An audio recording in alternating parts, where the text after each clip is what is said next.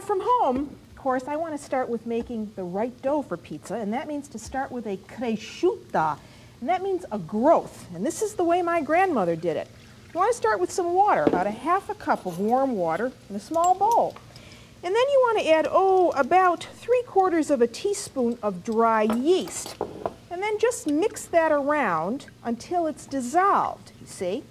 Now this is something that's going to sit around for a few hours, and as it sits, of course, it develops a wonderful tang.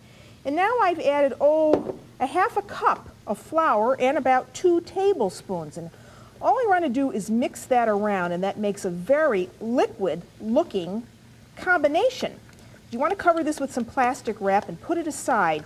And really, you could make this the day before and then bring it out the next day and then make your dough. So I'm going to just set that aside.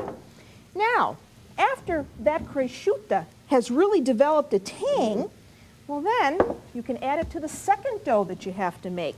And here I've got some additional water, about 1½ cups, in a bowl with about a teaspoon of yeast. And now what I want to do is add the cresciuta.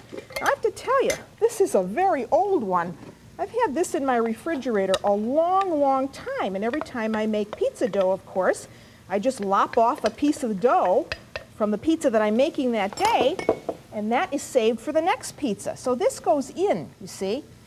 And then what you want to do is just break this up with your hands, and make sure when you bring that out of the refrigerator, you let it come to room temperature. You don't want to put it in the warm water and the yeast cold. You want to put it in at room temperature.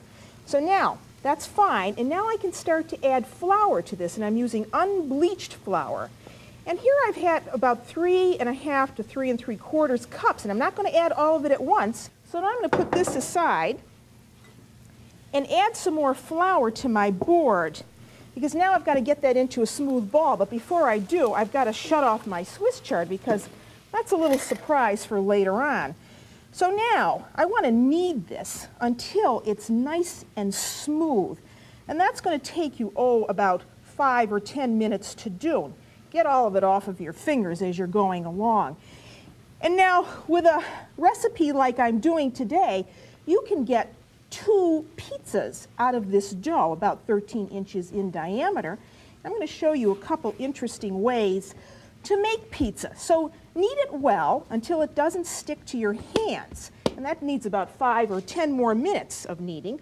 And then bring back that dough. I'm just going to dump out the scrapings there because I don't need those. Then bring back the dough, the bowl, and add some olive oil into the base, because now all you want to do is take that dough and wipe the bowl with it, just like that, you see? And then turn it over. And then you want to put on, a piece of plastic wrap over the top. Get it tightly over the top. And put it off to the side where it will rise for several hours.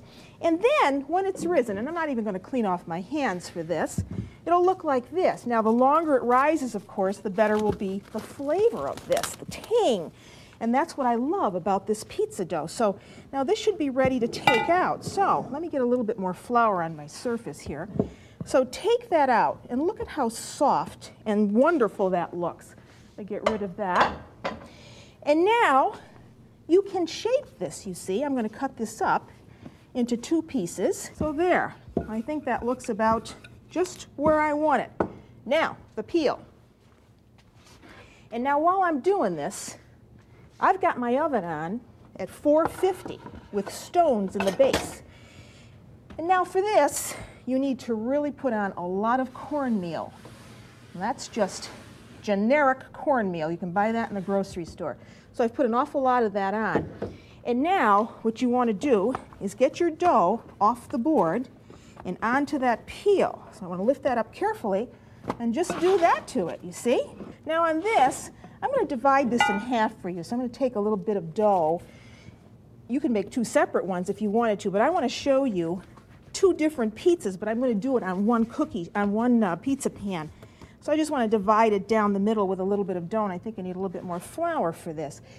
Pizza Margherita actually was developed around the turn of the century by a pizza maker whose name was Raffaele Esposito. I think that's pretty nifty that he had the same last name as I do. And well, he made it for Queen Margherita, And she liked it so well that it's become a tradition in Italy. So there's my dividing line. Now what do I want to put on this to make it margherita? Well, let me show you.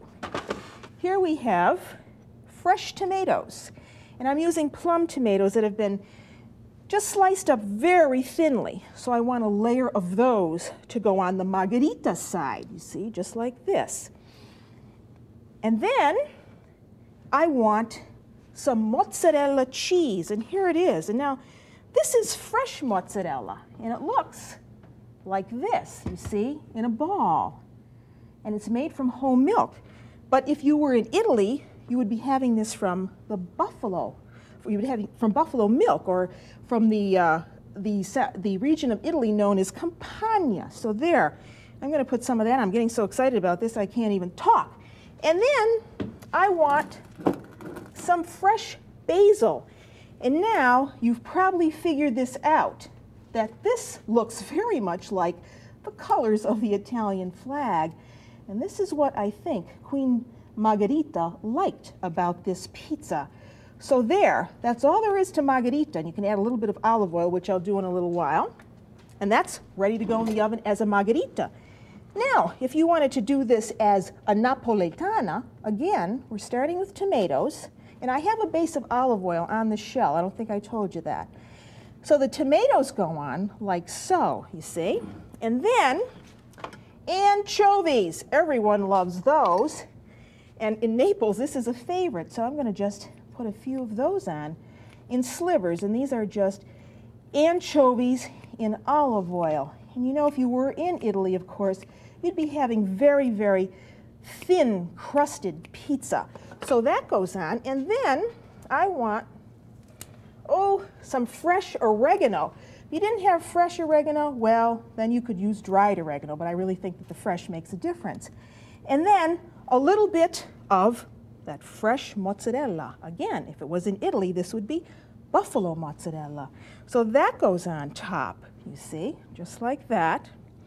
And then you want, just a little dousing of olive oil over the top, like so. Doesn't that look good already?